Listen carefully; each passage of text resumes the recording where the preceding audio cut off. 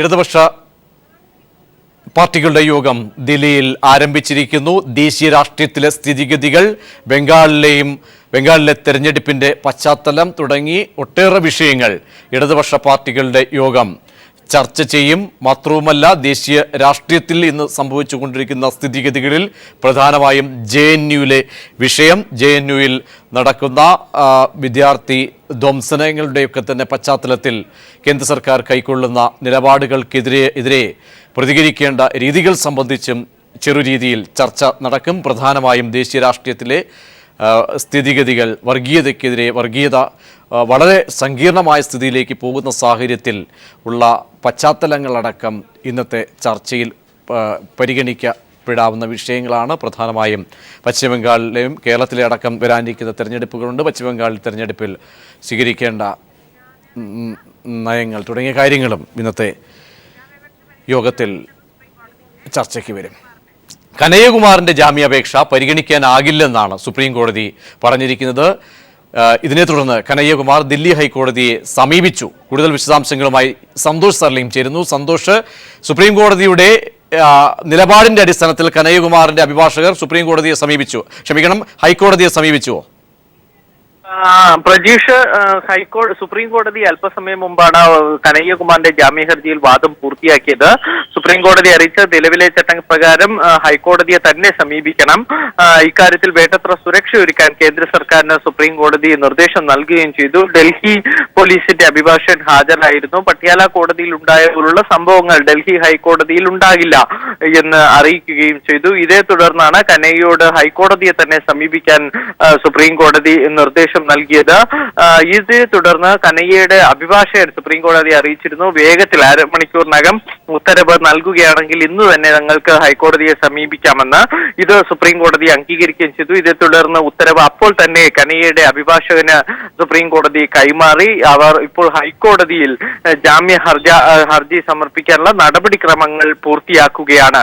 ഇതിനിടയിൽ, ഈ വാദത്തിനിടയിൽ പോലും പട്യാല കോടതിയിലെ കാര്യങ്ങൾ നിസ്സാരവൽക്കരിക്കാനുള്ള ശ്രമങ്ങൾ കേന്ദ്ര സർക്കാരിന്റെ ഭാഗത്തുനിന്നുണ്ടായി. കേന്ദ്ര സർക്കാർ പറഞ്ഞത് സിനിമാക്കാർ, മറ്റു പ്രശസ്തർ, ടെററിസ്റ്റുകൾ തുടങ്ങിയവരൊക്കെ കോടതിയിൽ എത്തുമ്പോൾ സാധാരണ ജനം കൂടുന്നത് പതിവാണ്. അത്തരത്തിൽ മാത്രമേ പട്യാല കോടതിയിൽ സംഭവിച്ചിട്ടുള്ളൂ എന്ന തരത്തിലുള്ള പരാമർശങ്ങളൊക്കെ കേന്ദ്ര സർക്കാരിന്റെയും ഡൽഹി പോലീസിന്റെയും അഭിഭാഷകനിൽ നിന്ന് ഉണ്ടാവുകയും ചെയ്തു. ഇതിനിടയിൽ നേരത്തെ സുപ്രീം കോടതി നിയമിച്ച 5 അംഗ അഭിഭാഷക സംഘം റിപ്പോർട്ട് സമർപ്പിച്ചിരുന്നു. അവർ പറഞ്ഞു ആ റിപ്പോർട്ട് പരസ്യമാക്കണമെന്ന് അവർ തന്നെ ആവശ്യപ്പെട്ടു. അക്കാര്യം തിങ്കളാഴ്ച പരിഗണിക്കാം എന്ന് സുപ്രീം കോടതി അറിയിക്കുകയും ചെയ്തു. സന്തോഷ്, ഇക്കാര്യത്തിൽ കേന്ദ്ര സർക്കാർ ഇന്ന് പോലും കോടതിയെ തെറ്റിദ്ധരിപ്പിക്കുന്ന രീതിയിൽ പോലും നിലപാടുകൾ സ്വീകരിച്ചിരിക്കുന്നു. അവിടെയൊക്കെ ഇന്ന് തന്നെ ദേശവിരുദ്ധ പ്രസ്താവന നടത്തി എന്ന പ്രസംഗത്തിൽ പോലും ഇടപെടലുകൾ നടത്തി കാര്യങ്ങളെ തെറ്റായി ചിത്രീകരിച്ചുകൊണ്ട് പ്രമുഖ ദേശീയ മാധ്യമത്തിലൂടെ സംപ്രേഷണം ചെയ്യുന്ന ഒരു സാഹചര്യം, ഇങ്ങനെയുള്ള വളരെ ഗൂഢാലോചന, തിരക്കഥ മെനഞ്ഞുകൊണ്ട് നടന്ന വലിയ ഒരു ഇടപെടൽ, ഇക്കാര്യങ്ങളൊക്കെ തന്നെ അഭിഭാഷകർ കോടതിയിൽ അങ്ങനെയെങ്കിൽ ഈ ചൂണ്ടിക്കാട്ടുമോ? ജാമ്യാപേക്ഷ പരിഗണിക്കുമ്പോഴും ഹൈക്കോടതിയെ സമീപിക്കുമ്പോൾ ഒക്കെ തന്നെ ഇക്കാര്യങ്ങൾ കൂടി പരാമർശിക്കപ്പെടാനുള്ള സാധ്യതകൾ എത്രത്തോളമാണ്? പ്രജീഷ്, കനയ്യയുടെ അഭിഭാഷകർ ഇപ്പോൾ ഒരു സത്യവാങ്മൂലം കനയ്യയുടേതായി തയ്യാറാക്കിയാണ് സുപ്രീം കോടതിയിൽ ജാമ്യ ഹർജിയോടൊപ്പം നൽകിയത്. ഇതിൽ കൂടാതെ ജാമ്യ അപേക്ഷയിലും പറഞ്ഞിരുന്നത് കനയ്യക്കെതിരെ കെട്ടിച്ചമച്ച കേസുകളാണ് ഉള്ളത്. അവിടെ മുദ്രാവാക്യം വിളികളൊന്നും കനയ്യ നടത്തിയിട്ടില്ല. കോളേജിൽ ഇത്തരമൊരു പ്രശ്നമുണ്ടായപ്പോൾ സമീപത്തെ പോലീസ് സ്റ്റേഷന്റെ SHO ആവശ്യപ്പെട്ടതനുസരിച്ച് മാത്രമാണ് കനയ്യ സ്ഥലത്തെത്തിയത്. അവിടുത്തെ SI ആവശ്യപ്പെട്ടപ്പോൾ അയാളുടെ മുമ്പിൽ വെച്ചാണ് പ്രസംഗം കനയ്യ നടത്തിയതെന്നും ഈ ജാമ്യ അപേക്ഷയിലൊക്കെ പറഞ്ഞിരുന്നു. പക്ഷെ വിശദമായ വാദത്തിലേക്ക് കടന്നപ്പോൾ ഈ പട്യാല കോടതിയിലുണ്ടായ പ്രശ്നങ്ങൾ, അതുകൊണ്ട് തന്നെ മേൽക്കോടതിയായ ഹൈക്കോടതിയെ സമീപിക്കുന്നുള്ള സുരക്ഷാ പ്രശ്നങ്ങളൊക്കെയാണ് പ്രധാനമായും ചർച്ചയായത്. എന്തായാലും ഹൈക്കോടതിയിൽ ഈ കേസ് വരുമ്പോൾ മറ്റു വാദങ്ങളിലേക്ക്, അതായത് ജാമ്യ ഹർജികൾ ചൂണ്ടിക്കാണിച്ചിടത്തേക്കുള്ള കടുത്ത വാദങ്ങളിലേക്ക് കടക്കാൻ കനയ്യയുടെ അഭിഭാഷകർക്ക് കഴിയും. സുജീഷ്, സന്തോഷ് സർലിംഗാണ് വിശദാംശങ്ങൾ നൽകിയത്. കനയ്യയുടെ ജാമ്യാപേക്ഷ പരിഗണിക്കാൻ സുപ്രീം കോടതി വിസമ്മതിച്ചു. ഹൈക്കോടതിയിലേക്ക് തന്നെ പോകട്ടെ, ഹൈക്കോടതിയിൽ പോയ ശേഷം കാര്യങ്ങൾ ആ വഴിക്ക് തന്നെ പോകട്ടെ എന്നും സുപ്രീം കോടതി നിലപാട് സ്വീകരിച്ചിരിക്കുന്നു. ഇതിന്റെ അടിസ്ഥാനത്തിൽ കനയ്യയുടെ അഭിഭാഷകൻ ഹൈക്കോടതിയെ സമീപിച്ചു. കനയ്യകുമാറിനെ ദേശവിരുദ്ധനാക്കിയ വീഡിയോ വ്യാജമെന്ന് തെളിയുകയാണ്. പ്രസംഗത്തിന്റെ വീഡിയോയിൽ മുദ്രാവാക്യങ്ങൾ എഡിറ്റ് ചെയ്ത് ചേർത്തതാണ്. ഇന്ത്യ ടുഡേ ആണ് യഥാർത്ഥ പ്രസംഗം പുറത്തുവിട്ടത്. ആദ്യം ആ വീഡിയോയിലേക്ക്. जिस तरीके से आ रहा है मीडिया भी सुरक्षित नहीं रहने वाली है।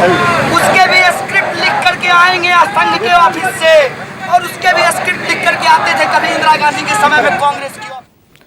മനുശങ്കറിലേക്ക് പോകുന്നു. ഈ സാഹചര്യങ്ങളുടെയൊക്കെ തന്നെ പശ്ചാത്തലത്തിൽ ഇന്ന് ഇടതു പാർട്ടികളുടെ യോഗം ദില്ലിയിൽ ചേരുകയുണ്ടായി. ഇടതു പാർട്ടികൾ യോഗം ചേർന്ന് സ്ഥിതിഗതികൾ പലതും വിശകലനം ചെയ്യുകയുണ്ടായി. ദേശീയ രാഷ്ട്രീയത്തിലെ സ്ഥിതിഗതികൾ പരിശോധിച്ചു. മനുശങ്കർ ചേരുന്നു. മനു, എന്തൊക്കെ കാര്യങ്ങളാണ് ലെഫ്റ്റ് പാർട്ടി യോഗം ചേരുകയും പരിശോധിക്കുകയും ചെയ്തത്? പ്രജീഷ്, വിശാല ഇടതു പാർട്ടികളുടെ യോഗം ഇപ്പോൾ പുരോഗമിക്കുകയാണ്. ഇതിൽ തന്നെ CPM, CPI, forward block, RSP, SUC അടക്കമുള്ള 6 ഇടതു പാർട്ടികളുടെയും യോഗമാണ് ചേരുന്നത്. നിലവിൽ രാജ്യത്ത് വളർന്നു വരുന്ന അസഹിഷ്ണുത, ഒപ്പം ഇതിൽ നിലപാട് സ്വീകരിക്കുന്ന ഇടതു പാർട്ടികൾക്ക് നേരെ തുടരെ ഉണ്ടാകുന്ന ആക്രമണങ്ങൾ എന്നിവ സംബന്ധിച്ചുള്ള കാര്യങ്ങളാണ് ഈ യോഗത്തിൽ ചർച്ചയാവുക. കനയ്യകുമാറിനെ രാജ്യദ്രോഹ കുറ്റമടക്കം ചുമത്തിക്കൊണ്ട് ദില്ലി പോലീസ് അറസ്റ്റ് ചെയ്തിരുന്നു. മാത്രമല്ല, ദില്ലി പാട്യാല ഹൗസ് കോടതിയിൽ അഭിഭാഷകരടക്കം പരിധി വിട്ടുകൊണ്ടുള്ള സംഘർഷം സൃഷ്ടിക്കുകയും സുപ്രീം കോടതി തന്നെ നിയോഗിച്ച അഭിഭാഷക കമ്മീഷന് നേരെ ആക്രമണം അഴിച്ചുവിടുകയും ചെയ്തിരുന്നു. ഇതിനെതിരെ പ്രതികരിച്ച CPM അടക്കമുള്ള വിവിധ ഇടതു പാർട്ടികൾക്ക് നേരെ വലിയ രീതിയിലുള്ള ആക്രമണങ്ങൾ നവമാധ്യമങ്ങളിലൂടെയും മറ്റും ഉണ്ടാവുകയും CPM കേന്ദ്ര കമ്മിറ്റി ഓഫീസിന്റെ നേരെ വലിയ രീതിയിലുള്ള ആക്രമണങ്ങൾ ഉണ്ടാവുകയും കരിയോയിൽ കൊണ്ട് പാർട്ടി ഓഫീസിന്റെ ബോർഡിൽ ഇന്ത്യയിലെ പാകിസ്ഥാൻ ഓഫീസ് എന്നും മറ്റും എഴുതുകയും ചെയ്തിരുന്നു. ഇത്തരത്തിലുള്ള വലിയ രീതിയിലുള്ള ആക്രമണങ്ങൾ ഇടതു പാർട്ടികൾക്കെതിരെ തുടരുന്ന സാഹചര്യത്തിലും രാജ്യത്ത് അസഹിഷ്ണുത പരിധി വിട്ട് വളരുന്ന സാഹചര്യത്തിലുമാണ് ഇക്കാര്യം ചർച്ച ചെയ്തുകൊണ്ടുള്ള യോഗം എന്തായാലും ഇപ്പോൾ AKG ഭവനിൽ തുടരുന്നത്. ഇപ്പോഴും യോഗം തുടരുകയാണ്. യോഗശേഷം ഇത് സംബന്ധിച്ചുള്ള പാർട്ടിയുടെ വ്യക്തമായ നിലപാട് അറിയിക്കും. പ്രജീഷ്, മനുശങ്കറാണ് വിവരങ്ങൾ നൽകിയത്. ഇടവേളയിലേക്ക്. നിയമസഭാ തെരഞ്ഞെടുപ്പിൽ സീറ്റ് വീതം വെപ്പിനെ ചൊല്ലി കേരള കോൺഗ്രസ് മാണി വിഭാഗത്തിൽ കടുത്ത ഭിന്നത. PJ ജോസഫിനെ അനുകൂലിക്കുന്നവർക്ക് 2 സീറ്റ് മാത്രമേ നൽകാനാകൂ എന്ന മാണിയുടെ നിലപാടിനെ ചൊല്ലിയാണ് കേരള കോൺഗ്രസിൽ കലഹം രൂക്ഷമായത്. 4 സീറ്റെങ്കിലും ലഭിക്കണമെന്ന നിലപാടിലാണ് ജോസഫ് ഗ്രൂപ്പ്. വിശദാംശങ്ങളുമായി KG ദിനകർ ചേരുന്നു. ദിനകർ, എന്തായാലും വളരെ സമർത്ഥമായി തന്നെ KM മാണി ഈ അവസരത്തെ ഉപയോഗിക്കുന്നു. പഴയ വൈരാഗ്യങ്ങളൊക്കെ തന്നെ ഈ അവസരത്തിൽ അദ്ദേഹം വളരെ സമർത്ഥമായി ഉപയോഗിക്കുകയാണോ ചെയ്യുന്നത്? 2 സീറ്റ്, നേരത്തെയുള്ള സ്റ്റാറ്റസ് കോ ഒക്കെ തന്നെ മാറ്റിവെച്ചുകൊണ്ട് 2 സീറ്റ്, കടുത്ത ഒരു വിയോജിപ്പ്, കടുത്ത പൊട്ടിത്തെറിയിലേക്കാണോ കാര്യങ്ങൾ പോകുന്നത്? പ്രജീഷ്, നിയമസഭാ തെരഞ്ഞെടുപ്പിൽ കൂടുതൽ സീറ്റുകൾ ചോദിച്ചു വാങ്ങും എന്ന KM മാണിയുടെ നിലപാട് പുറത്തു വന്നിരിക്കുന്ന പശ്ചാത്തലത്തിലാണ് ജോസഫ് ഗ്രൂപ്പിന് 2 സീറ്റ് മാത്രം നൽകുകയുള്ളൂ എന്ന കടുത്ത നിലപാട് KM മാണി സ്വീകരിച്ചിരിക്കുന്നത്. മുതിർന്ന നേതാക്കളായ PJ ജോസഫ്, അതോടൊപ്പം തന്നെ TU കുരുവിള എന്നീ 2 പേർക്ക് മാത്രമേ സീറ്റ് നൽകാനാവൂ എന്നാണ് KM മാണി ഇപ്പോൾ നിലപാട് സ്വീകരിച്ചിരിക്കുന്നത്. എന്നാൽ ഇത് അംഗീകരിക്കേണ്ടതില്ല എന്നാണ് ജോസഫ് ഗ്രൂപ്പിലെ പ്രബല വിഭാഗം തീരുമാനം കൈക്കൊണ്ടിട്ടുള്ളത്. മാണിയുടെ നിലപാട് അംഗീകരിച്ചുകൊണ്ട് മുന്നോട്ട് പോകേണ്ടതില്ല എന്ന ശക്തമായ നിലപാടും ഒരു വിഭാഗത്തിന് ഉണ്ട്. ഇതുമായി ബന്ധപ്പെട്ടുകൊണ്ട് മോൻസ് ജോസഫ് ഉൾപ്പെടെയുള്ളവർ പല തലങ്ങളിൽ യോഗം ചേരുകയും ചെയ്തിട്ടുണ്ട്. മോൻസ് ജോസഫ് ഇപ്പോൾ കടുത്തുരുത്തി സിറ്റിംഗ് MLA കൂടിയാണ്. അതോടൊപ്പം തന്നെ കുട്ടനാട്ടിൽ KC ജോസഫ് അന്ന് മത്സരിച്ച് പരാജയപ്പെടുകയും ചെയ്തിരുന്നു. അത്തരത്തിൽ 4 സീറ്റുകളാണ് ജോസഫ് ഗ്രൂപ്പിന് കഴിഞ്ഞ തവണ മാണി ഗ്രൂപ്പ് വിട്ടുകൊടുത്തിരുന്നത്. ആ 4 സീറ്റെങ്കിലും കിട്ടണം, അതിനപ്പുറത്തേക്ക് ഒരു സീറ്റ് കൂടി വേണമെന്നുള്ളൊരു നിലപാട് ജോസഫ് ഗ്രൂപ്പിൽ ഉണ്ട്. എന്നാൽ അത് നൽകേണ്ടതില്ല എന്നാണ് മാണി വിഭാഗത്തിൻ്റെ മാണിയുടെ KM മാണിയുടെ നീക്കം. കാരണം ബാർ കോഴ കേസുമായി ബന്ധപ്പെട്ടുകൊണ്ട് KM മാണി രാജിവെച്ചപ്പോൾ ഒപ്പം PJ ജോസഫ് കൂടി രാജിവെക്കണം എന്നുള്ള നിലപാട് KM മാണി കൈക്കൊണ്ടിരുന്നു. എന്നാൽ രാജിവെക്കാൻ PJ ജോസഫ് തയ്യാറായില്ല. ഇതേ തുടർന്ന് ഇരുവിഭാഗവും തമ്മിൽ അകൽച്ചയിലായിരുന്നു. അത് ഇപ്പോൾ കൂടുതൽ അകൽച്ചയിലേക്ക് എത്തിയിരിക്കുന്നു എന്നുള്ളതാണ് വസ്തുത. മറ്റൊരു പ്രധാനപ്പെട്ട വസ്തുത, PJ Joseph, TU Kuruvila, Mons Joseph, അതോടൊപ്പം തന്നെ KC Joseph, Antony Raju, Francis George എന്നീ പ്രമുഖരായിട്ടുള്ള നേതാക്കൾക്ക് മത്സരിക്കാനുള്ള സീറ്റുകൾ ചോദിച്ചു വാങ്ങണം എന്നുള്ള നിലപാടാണ് ജോസഫ് ഗ്രൂപ്പിന് ഉള്ളത്. അത്തരത്തിൽ പരിശോധിക്കുകയാണെങ്കിൽ 6 സീറ്റെങ്കിലും ജോസഫ് ഗ്രൂപ്പിന് ലഭിക്കണം. എന്നാൽ കേവലം 2 സീറ്റിലേക്ക് ജോസഫ് ഗ്രൂപ്പിനെ ഒതുക്കുക എന്ന് പറഞ്ഞാൽ അവർക്ക് അത് അംഗീകരിക്കാൻ കഴിയുകയില്ല എന്നുള്ളതാണ് വസ്തുത. മോൻസ് ജോസഫിന്റെ കടുത്തുരുത്തി സീറ്റിന് പകരം ഏറ്റുമാനൂർ വിട്ടുകൊടുക്കാം എന്ന ഒരു നിലപാടും മാണി ഗ്രൂപ്പ് സ്വീകരിക്കുന്നുണ്ട്. അതോടൊപ്പം തന്നെ ഫ്രാൻസിസ് ജോർജിന് സീറ്റ് നൽകേണ്ടതില്ല, പൂഞ്ഞാർ നൽകാം എന്ന് നേരത്തെ ചില ധാരണകൾ അല്ലെങ്കിൽ ചില ചർച്ചകൾ ഉടലെടുത്തിരുന്നു. എന്നാൽ അത്തരത്തിൽ സീറ്റ് നൽകേണ്ടതില്ല എന്നുള്ള നിലപാട് കൂടി മാണി ഗ്രൂപ്പ് എടുത്തിരിക്കുകയാണ്. അതോടൊപ്പം തന്നെ ആന്റണി രാജു, പ്രമുഖനായിട്ടുള്ള മറ്റൊരു നേതാവാണ് ആന്റണി രാജു. അദ്ദേഹത്തിനും അത്തരത്തിൽ അങ്ങനെ പോവുകയാണെങ്കിൽ സീറ്റ് ലഭിക്കാത്ത ഒരു സാഹചര്യം ഉണ്ടാകും. ഫ്രാൻസിസ് ജോർജ്, അതോടൊപ്പം തന്നെ KC ജോസഫ്, അതോടൊപ്പം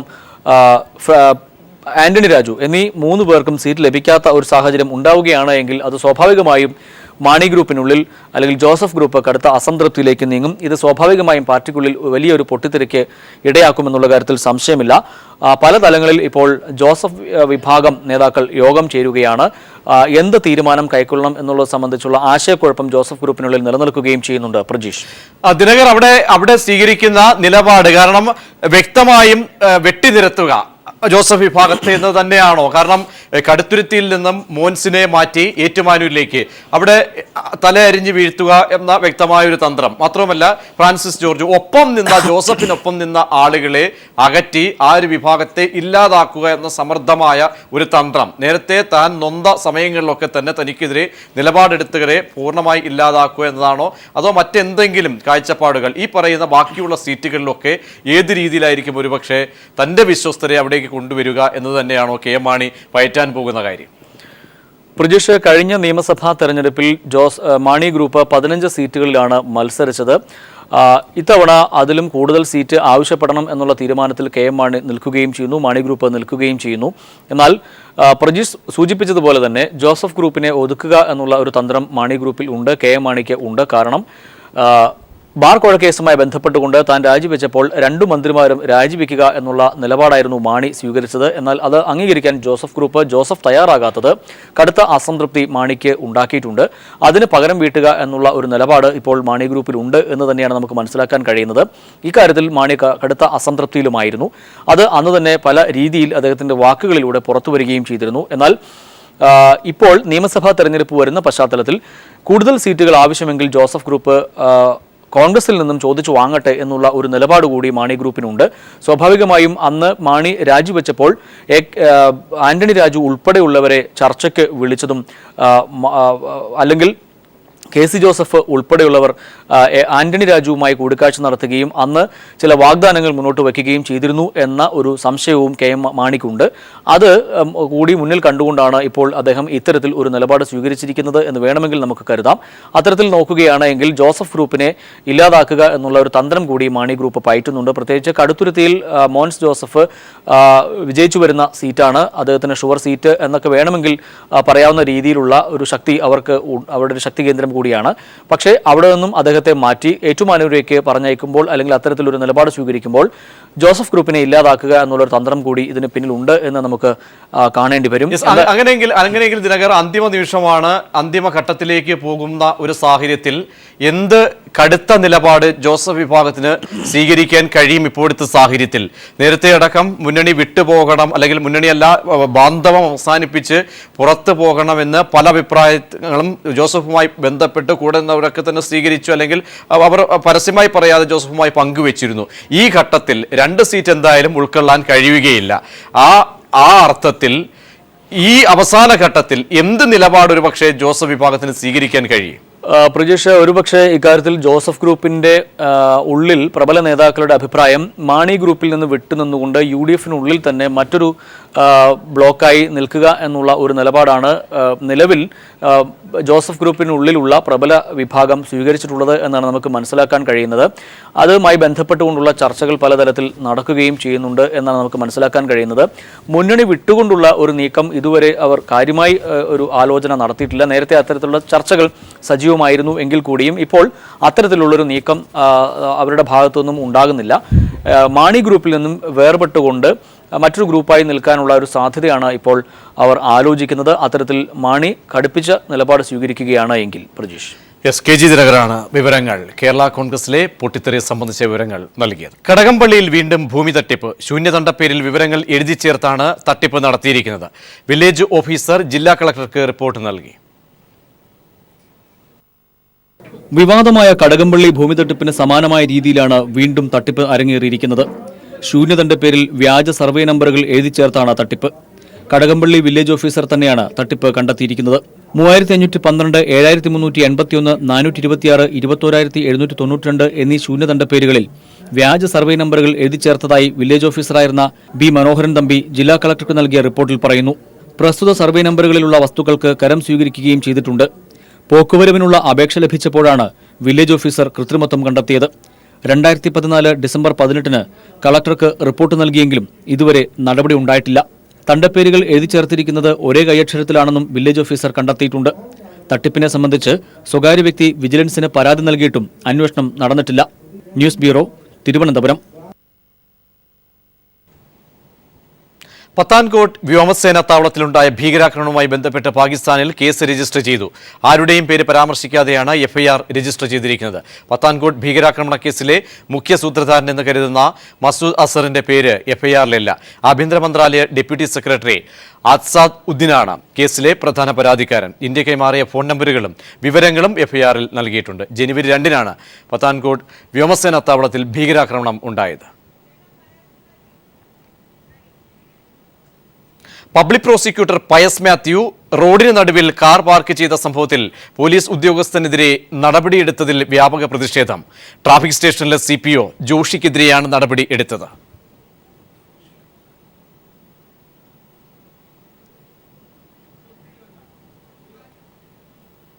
₹251 സ്മാർട്ട് ഫോൺ തട്ടിപ്പെന്ന ആരോപണം. സൈറ്റിൽ രജിസ്റ്റർ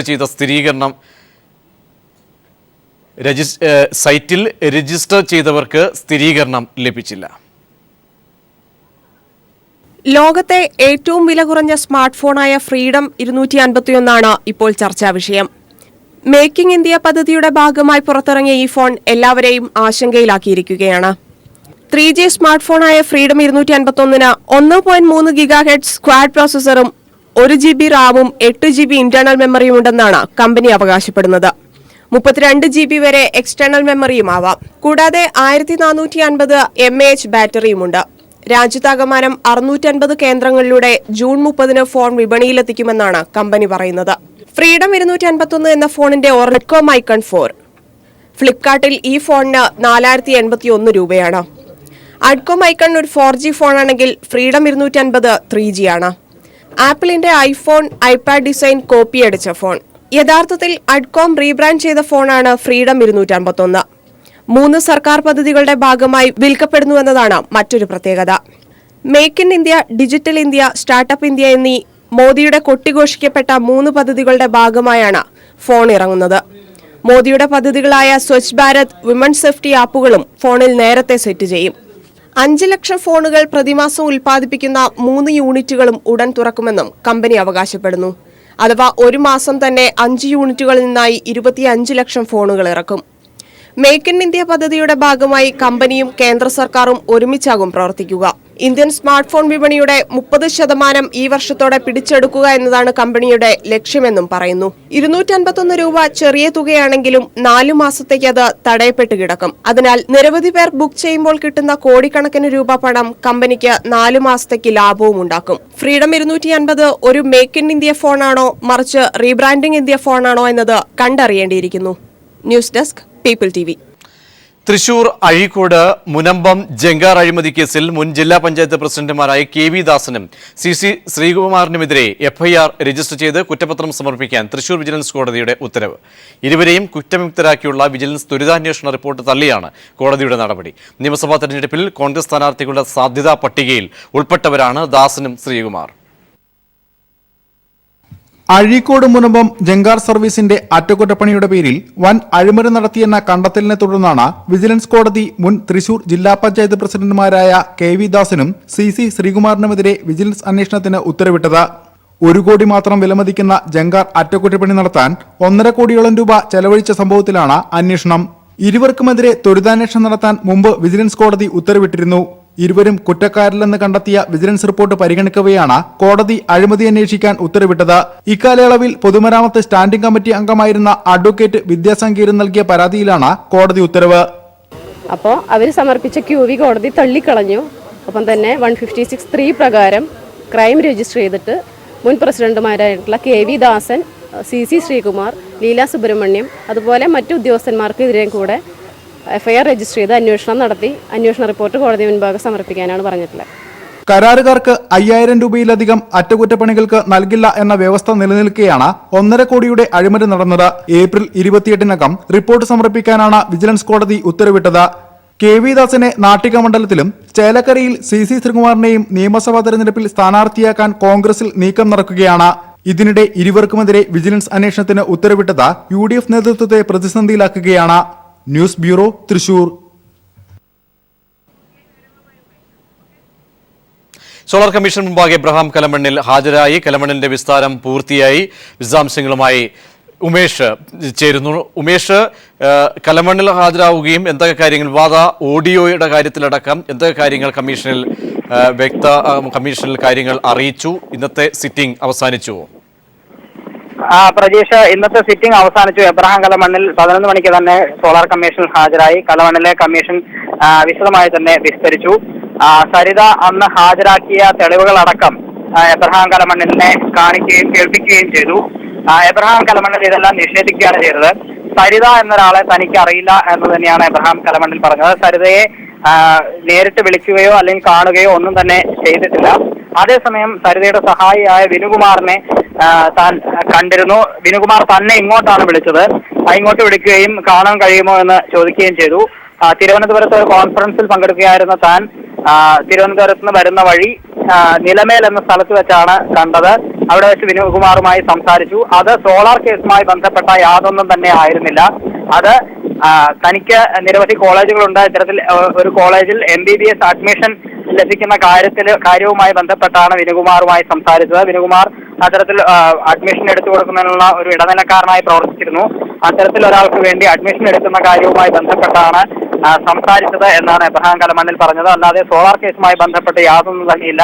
അത്തരത്തിലൊരു ആരോപണം ഉന്നയിക്കുകയും ഇത്തരത്തിൽ ദൃശ്യങ്ങൾ ഹാജരാക്കുകയും ചെയ്തത് ദുരുദ്ദേശം വെച്ചാണ്, തന്നെ അപമാനിക്കാൻ വേണ്ടിയാണ്, തന്നെ കൊടുക്കാൻ വേണ്ടിയാണ് ഇത്തരത്തിൽ വിനുകുമാർ ചെയ്തത് എന്നാണ് എബ്രഹാം കലമണ്ണിൽ പറഞ്ഞത്. ഇതിനുശേഷമാണ് കമ്മീഷൻ ഈ ദൃശ്യങ്ങൾ വിനുകുമാറുമായി എബ്രഹാം കലമണ്ണിൽ കാണുന്ന ദൃശ്യങ്ങൾ കാണിക്കുകയും അതോടൊപ്പം തന്നെ അതിന്റെ ഓഡിയോ, അതിന്റെ ശബ്ദം കേൾപ്പിക്കുകയും ചെയ്തത്.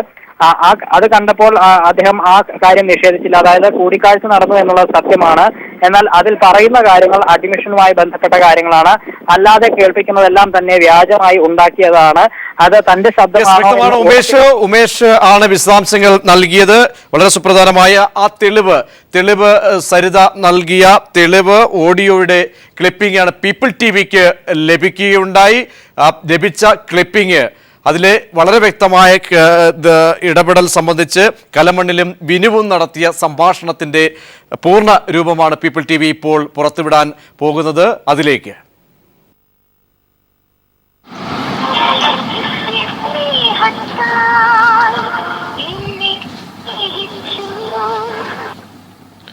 ഹലോ, നമസ്കാരം സാർ. വിനു ആണ്. അജി സാറെ പറഞ്ഞിട്ടുണ്ട്. ഞാൻ എറണാകുളത്തെ സാറേ.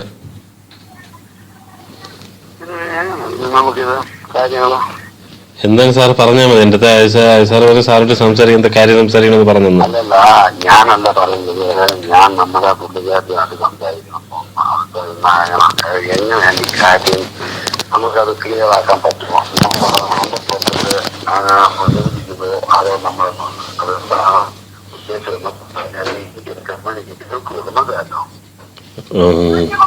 അപ്പൊ അതുകൊണ്ട് ഞാൻ പറയാൻ വന്നത് അത് എന്താ നമ്മള് പറഞ്ഞില്ല. മറ്റേ ഞാനിപ്പോ നാളെ മറ്റേ കക്ഷി കണ്ടിട്ട് കാര്യം ഞാൻ ഒരു കമ്മ്യൂണിക്കേഷൻ കഴിഞ്ഞപ്പം അവരാരാണ്ട് തിരിച്ചിട്ടാണ് ആരാണ്ടൊക്കെ പറഞ്ഞ ആ പിടിച്ചില്ലയോ ആവശ്യത്തില്ലയോ കൊടുത്തില്ലയോ അവർ ചോദിക്കുന്നുണ്ട്. പക്ഷെ നമുക്കൊന്നും അറിയത്തില്ല.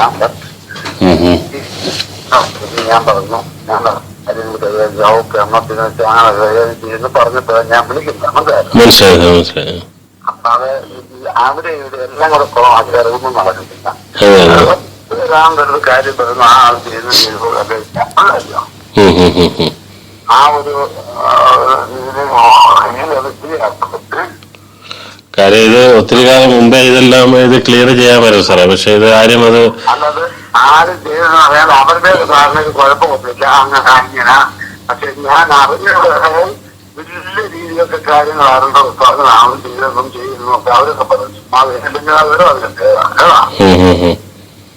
അന്നുള്ള രീതിയിൽ എന്നോട് ഞാൻ ഇതിനകത്ത് കാണുന്നത് അത് എന്താ പറ്റി, ഞാനത് ഒരു കാര്യം ഏറ്റാൽ അത് കൊണ്ടു കിട്ടിച്ചു തരാം. പക്ഷെ അത് എന്താണ് എങ്ങനെയാണ് കാര്യം ഇപ്പൊ ഇത്രയും ഞങ്ങൾക്ക് ഇന്നാള് പറയുന്നു. പക്ഷെ കുഴപ്പമുണ്ട്, കുഴപ്പമുണ്ടാകും, കുഴപ്പമുണ്ടാകുകയും എന്ന് പറഞ്ഞപ്പോൾ അതെന്താണ് ഏതാണെന്ന് ചോദിച്ചത്. ഞാൻ പറഞ്ഞു ഞാനത് പറയാമെന്ന് പറഞ്ഞു. അപ്പൊ അതുകൊണ്ടാണ് ഇപ്പൊ ഏത് രീതിക്ക് എന്താണ് ചെയ്യേണ്ടതെന്ന് സാറ് പറഞ്ഞാൽ മതി, നമുക്കത് ആലോചിക്കാം. അല്ലാതെ അതല്ല, നമുക്ക് എന്തെങ്കിലും കുഴച്ചിൽ വരുത്താനുള്ള കാര്യം നമ്മുടെ ഉണ്ടോ?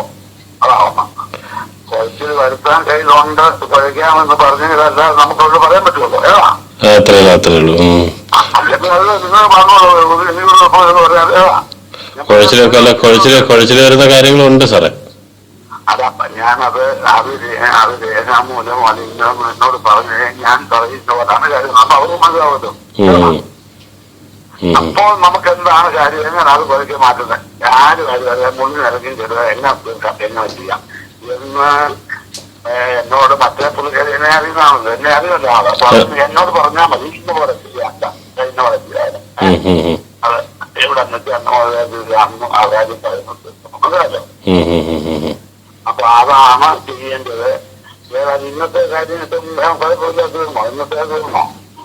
ഇന്നത്തേക്ക് തീർന്നു സാറേ, ഇനി നാളെ ഉണ്ട്. നാളെ ഉണ്ടോ? നാളെ ഉണ്ട്. അപ്പൊ നാളെ എന്തോ പറയുന്നത്? പറയുന്നത് എന്താണെന്ന് വെച്ച് കഴിഞ്ഞാൽ അതല്ല, ഇപ്പൊ ഓരോ സത്യങ്ങളും ഇങ്ങനെ പറഞ്ഞുകൊണ്ടിരിക്കുകയല്ലേ സാറേ. അല്ലാതെ പിന്നെ ഇവര് നമുക്ക് നമ്മള് അവർക്ക് ദോഷമായിട്ടൊന്നും പറയാതിരിക്കണമെങ്കിൽ നമ്മുടെ കാര്യം നമ്മളോട് പറയല്ലേ ഇവരെ. അതെ അതെ. അപ്പൊ അത് നിങ്ങളോട് ആരെങ്കിലും കമ്മ്യൂണിക്കേറ്റ് ചെയ്തിട്ടുണ്ടോ? ഉള്ള പോലെ ഓൾറെഡി കമ്മ്യൂണിക്കേറ്റ് ചെയ്തിട്ടുണ്ട്. ഇല്ല സാർ, നമ്മളോട് വേറെ രീതി പറയുന്ന പോലെ വേറെ ഒരു രീതിയിലും ആരും ഒരു രീതിക്കും ഒന്നും ബന്ധപ്പെട്ടിട്ടില്ല. നമ്മള് അത് പുള്ളിക്കാരിക്ക് അവസാന സമയം വരെ ഒരു കാര്യം ചെയ്യാത്തത് കൊണ്ട്, പുള്ളിക്കാരിയുടെ കാര്യങ്ങൾ ഒന്നും നടക്കാതെ വന്നത് കൊണ്ട് പുള്ളിക്കാരി പലരെ ബന്ധപ്പെട്ടു. ഇപ്പൊ ലാസ്റ്റ് വരെ തമ്പാൻ ജോയി സാറിനെയും ബെന്നി സാറിന്റെ അടുത്തും ഒക്കെ സംസാരിച്ചു, ഒന്നും നടന്നില്ല. അപ്പൊ എന്നിട്ട് അവരാരും ഇതൊന്നും മൈൻഡ് ചെയ്യാത്തില്ല. എന്നിട്ട് കാണുന്നിടത്തെല്ലാം ഇതുപോലെ പുള്ളിക്കാരിയെ കുറിച്ച് മോശമായി സംസാരിക്കുക. ആരോട് സംസാരിക്കാതിരിക്കും, ഞാൻ സംസാരിക്കാം, ഞാൻ കേൾക്കാം. അല്ല, ഇപ്പൊ ഉമ്മൻചാണ്ടി സാറ് പോലും പറയുന്ന അങ്ങനെയല്ല ഇങ്ങനെയല്ല എന്നാണ് പറയുന്നത്. അത് നമ്മുടെ കാതലായ കാര്യം ഉണ്ടെങ്കിൽ ഉമ്മൻചാണ്ടി സാർ പറഞ്ഞാൽ ഉണ്ടെങ്കിൽ ഞാൻ പറഞ്ഞതല്ലേ. അല്ല സാറേ, ഇല്ലാതെ ഇതിന് ഇറങ്ങില്ലല്ലോ സാറേ. ആ ഇറങ്ങിയില്ല എന്നുള്ളത് എന്നോട് ബുദ്ധിപ്പെടുത്തി ഞാൻ പറഞ്ഞോ. നമുക്ക് തക്കറ പോകാൻ നോക്കട്ടെ ഞാൻ.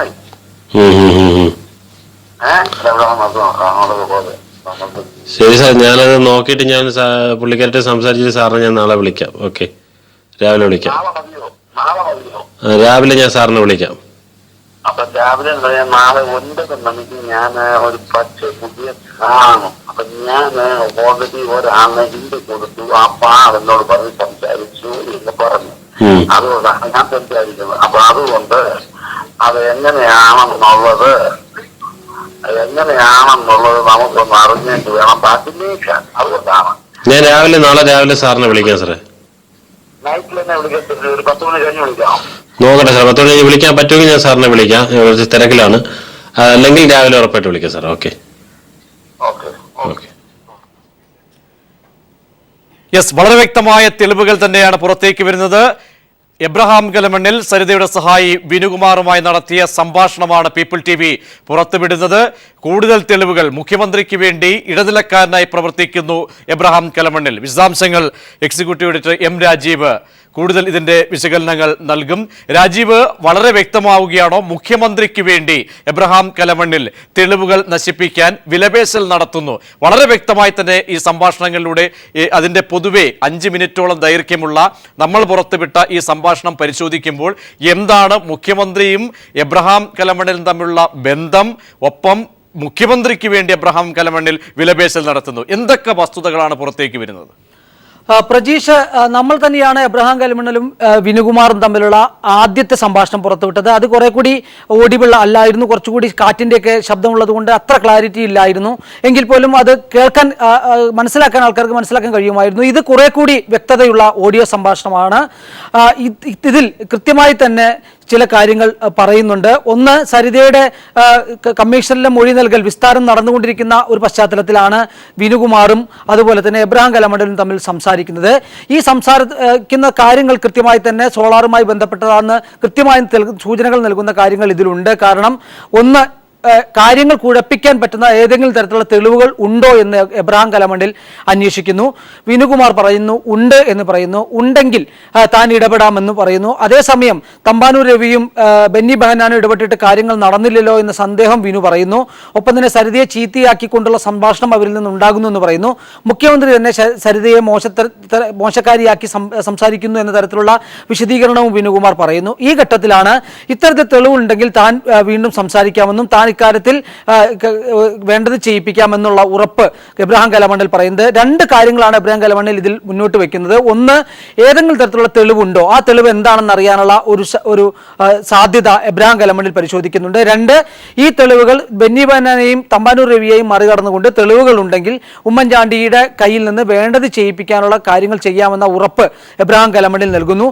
ഇക്കാര്യത്തിൽ സരിതയുമായി തീരുമാനത്തിലെത്തിക്കൊണ്ട് അന്ന് രാത്രി തന്നെ കഴിയുമെങ്കിൽ വിളിച്ച് പറഞ്ഞാൽ പിറ്റേ ദിവസം തന്നെ താൻ ഇക്കാര്യങ്ങൾ മുഖ്യമന്ത്രിയുമായി സംസാരിച്ച് വേണ്ടത് ചെയ്യിപ്പിക്കാമെന്ന ഉറപ്പാണ് കലമണ്ണിൽ ഈ ഓഡിയോയിലൂടെ കൊടുക്കുന്നത്. ഈ ഓഡിയോയാണ് സരിത കമ്മീഷന് മുമ്പാകെ ഹാജരാക്കിയിട്ടുള്ളതും. ഈ ഹാജരാക്കിയ ഓഡിയോയിലാണ് ഇത് അഡ്മിഷൻ വേണ്ടിയാണ്, NRI അഡ്മിഷന് വേണ്ടിയാണ്, കോളേജ് പ്രവേശനത്തിന് വേണ്ടിയാണ് എന്ന് എബ്രഹാം കലമണ്ണിൽ കമ്മീഷൻ മൊഴി നൽകുകയും ചെയ്തിട്ടുള്ളത്. നമുക്ക് ഈ ഓഡിയോ കേട്ടവർക്കെല്ലാം മനസ്സിലാകും ഇത് ഏതെങ്കിലും തരത്തിലുള്ള അഡ്മിഷന് വേണ്ടിയല്ല, സരിതയുമായി ബന്ധപ്പെട്ട കാര്യമാണ്, മുഖ്യമന്ത്രിയുമായി ബന്ധപ്പെട്ട കാര്യമാണ്. ബെന്നി ബെഹനാനും തമ്പാനൂർ രവിയും ഇടപെട്ടിട്ട് നടക്കാത്ത കാര്യം താൻ നടത്തിത്തരാം എന്ന ഉറപ്പ് നൽകുകയാണ് എബ്രഹാം കലമണ്ണിൽ. അത് ഒരു ഘട്ടത്തിൽ ബെന്നി ബെഹനാനും തമ്പാനൂർ രവിയും സരിതയെ ശല്യമായി കണ്ടെങ്കിൽ ഒരു പക്ഷേ ഏതെങ്കിലും തരത്തിലുള്ള നിർണായകമായ തെളിവ് സരിതയുടെ കയ്യിലുണ്ടോ എന്ന് അറിയാനുള്ള ഒരു മാർഗം കൂടിയായിരുന്നു എബ്രഹാം കലമണ്ണിലിന്റെ സംഭാഷണമെങ്കിൽ ഇത് മുഖ്യമന്ത്രിയിലേക്ക് ചെന്നെത്തി നിൽക്കുന്ന ഒരു സംഭാഷണമാണ് എന്ന് പറയേണ്ടി വരും. അവിടെയാണ് രാജീവ് അവിടെ ചോദിക്കുകയാണ്, മുഖ്യമന്ത്രിക്കെതിരെ തെളിവുകൾ ഉണ്ടോ?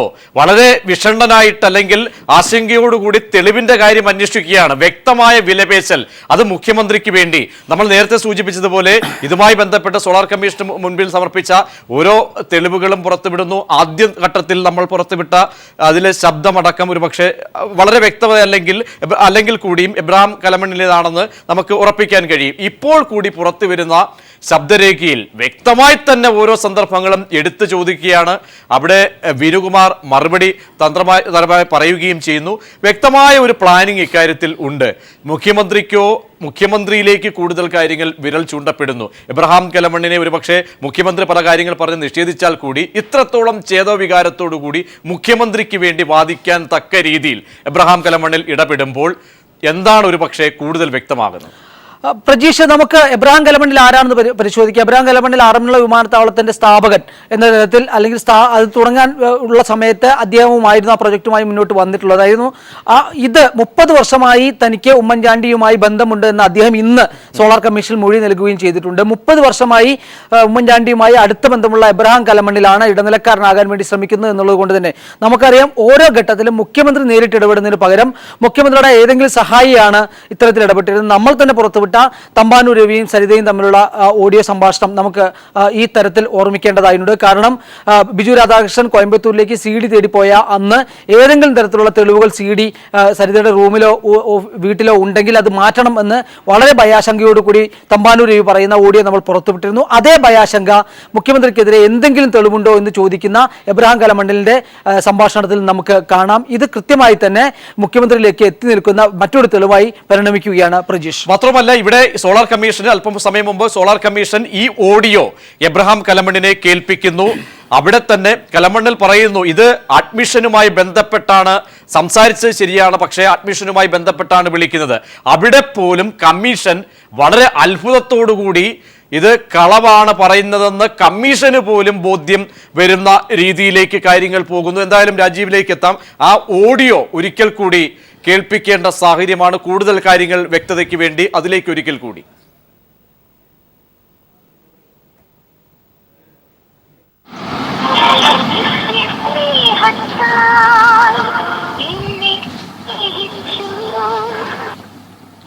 ഹലോ, നമസ്കാരം സാർ. വിനുവാണ്. അജി സാറ് പറഞ്ഞിട്ട് വിളിച്ചത്. ഞാൻ എറണാകുളത്തെ സാറേ. നമുക്കിത് കാര്യങ്ങളോ എന്താണ് സാർ പറഞ്ഞാൽ മതി. എന്റെ സാർ ഒരു സാറിട്ട് സംസാരിക്കുന്ന കാര്യം സംസാരിക്കണമെന്ന് പറഞ്ഞു. അല്ലല്ല, ഞാനല്ല പറയുന്നത്, ഞാൻ നമ്മുടെ പുള്ളിക്കാരത്തിനായിട്ട് സംസാരിക്കണം.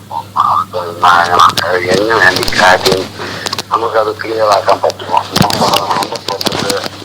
പ്രചരിപ്പിക്കുന്നത് അതോ നമ്മൾ അതെന്താണ് ഉദ്ദേശിക്കുന്നത് മനസ്സിലാക്കോ? അപ്പൊ അതുകൊണ്ട് ഞാൻ പറയാൻ വന്നത് അത് എന്താണ് നമ്മള് പറഞ്ഞില്ല. മറ്റേ ഞാനിപ്പോ നാളെ മറ്റേ കക്ഷികൾ കണ്ടിട്ട് കാര്യം ഞാനൊന്ന് ഒരു കമ്മ്യൂണിക്കേഷൻ കഴിഞ്ഞപ്പം അവരാരാണ്ട് ചികിത്സിച്ചതാണ്, ആരാണ്ടൊക്കെ പറഞ്ഞ പിടിച്ചില്ലയോ ആവശ്യത്തില്ലയോ കൊടുത്തില്ലയോ അവർ ചോദിക്കുന്നുണ്ട്. പക്ഷെ നമുക്കൊന്നും അറിയുന്നില്ല. ഞാൻ പറഞ്ഞു ഓക്കെ എണ്ണത്തിന് എന്ന് പറഞ്ഞിട്ട് ഞാൻ വിളിക്കില്ല. മനസ്സിലായി. അപ്പൊ അത് അവിടെ ഇവിടെ എല്ലാം കൂടെ കുളമാക്കി അറിവൊന്നും നടക്കുന്നില്ല. ഒരാളുടെ കാര്യം പറയുന്ന ആ ആൾ ചെയ്യുന്ന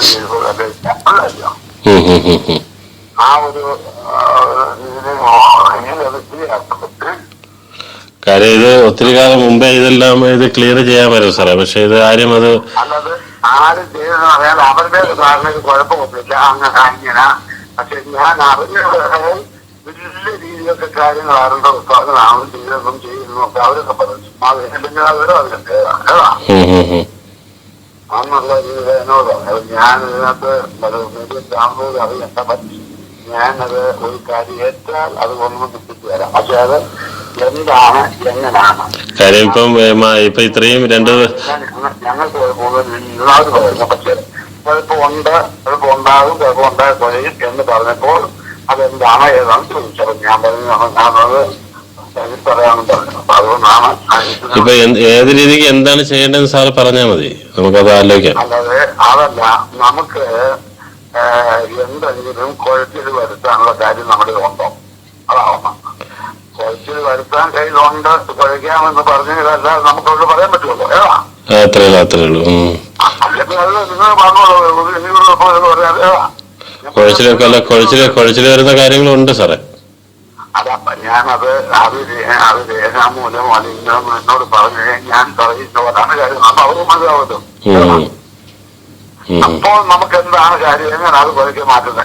ആരും കാര്യം മുന്നിൽ ഇറങ്ങിയും ചെയ്തത് എങ്ങനെ ചെയ്യാം എന്ന് എന്നോട് മറ്റേ പുള്ളിക്കാരി എന്നെ അറിയുന്നതാണല്ലോ. എന്നെ അറിയല്ലോ ആള്. അപ്പൊ അത് എന്നോട് പറഞ്ഞാൽ മതി. ഇന്ന പോലെ ചെയ്യാം, ഇന്ന പോലെ ചെയ്യാം.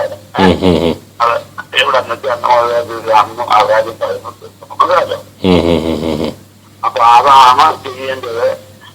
ഇന്നത്തെ കാര്യം കുഴപ്പമില്ല, തീർന്നോ? ഇന്നത്തേക്ക് തീർന്നു സാറേ. ഇനി നാളെ ഉണ്ട്. നാളെ ഉണ്ടോ? നാളെ ഉണ്ട്. അപ്പൊ നാളെ എന്തോ പറയുന്നത്? പറയുന്നത് എന്താണെന്ന് വെച്ച് കഴിഞ്ഞാൽ അതല്ല, ഇപ്പൊ ഓരോ സത്യങ്ങളും ഇങ്ങനെ പറഞ്ഞുകൊണ്ടിരിക്കുകയല്ലേ സാറേ. അല്ലാതെ നമുക്ക് നമ്മള് അവർക്ക് ദോഷമായിട്ടൊന്നും പറയാതിരിക്കണമെങ്കിൽ നമ്മുടെ കാര്യം നമ്മളോട് പറയല്ലേ ഇവരെ. അതെ. അപ്പൊ അത് നിങ്ങളോട് ആരെങ്കിലും കമ്മ്യൂണിക്കേറ്റ് ചെയ്തിട്ടുണ്ടോ? ഉണ്ടോ? ഉള്ള പോലെ ഓൾറെഡി കമ്മ്യൂണിക്കേറ്റ് ചെയ്തിട്ടുണ്ട്.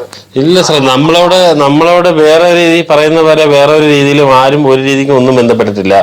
നമ്മള് അത് പുള്ളിക്കാരിക്ക് അവസാന സമയം വരെ ഒരു കാര്യം ചെയ്യാത്തത് കൊണ്ട്, പുള്ളിക്കാരിയുടെ കാര്യങ്ങൾ ഒന്നും നടക്കാതെ വന്നത് കൊണ്ട് പുള്ളിക്കാരി പലരെ ബന്ധപ്പെട്ടു. ഇപ്പൊ ലാസ്റ്റ് വരെ തമ്പാൻ ജോയി സാറിനെയും ബെന്നി സാറിന്റെ അടുത്തും ഒക്കെ സംസാരിച്ചു, ഒന്നും നടന്നില്ല. അപ്പൊ എന്നിട്ട് അവരാരും ഇതൊന്നും മൈൻഡ് ചെയ്യാത്തില്ല. എന്നിട്ട് കാണുന്നിടത്തെല്ലാം ഇതുപോലെ പുള്ളിക്കാരിയെ കുറിച്ച് മോശമായി സംസാരിക്കുക.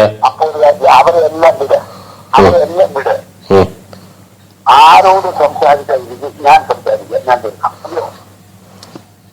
അല്ല, ഇപ്പൊ ഉമ്മൻചാണ്ടി സാറ് പോലും പറയുന്ന അങ്ങനെയല്ല ഇങ്ങനെയല്ല എന്നാണ് പറയുന്നത്. അത് നമ്മുടെ കാതലായ കാര്യം ഉണ്ടെങ്കിൽ ഉമ്മൻചാണ്ടി സാർ പറഞ്ഞത് ഉണ്ടെങ്കിൽ ഞാൻ പറയുന്നതല്ലേ. അല്ല സാറേ, ഇല്ലാതെ ഇതിന് ഇറങ്ങില്ലല്ലോ സാറേ. ആ ഇറങ്ങിയില്ല എന്നുള്ളത് എന്നോട് ബുദ്ധിപ്പെടുത്തി ഞാൻ പറഞ്ഞോളാം. നമുക്ക് തക്കവാറിൽ പോകാൻ നോക്കട്ടെ ഞാൻ.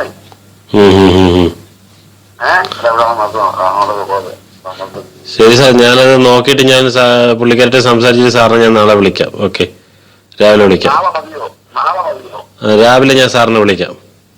അപ്പൊ രാവിലെ നാളെ 9 മണിക്ക് ഞാൻ ഒരു പുതിയ കാണും. അപ്പൊ ഞാൻ ഓൾറെഡി ഒരാളിനെ ഹിന്ദി കൊടുത്തു. ആ എന്നോട് പറഞ്ഞ് സംസാരിച്ചു എന്ന് പറഞ്ഞു. അതുകൊണ്ടാണ് ഞാൻ സംസാരിക്കുന്നത്. അപ്പൊ അതുകൊണ്ട് അത് എങ്ങനെയാണെന്നുള്ളത്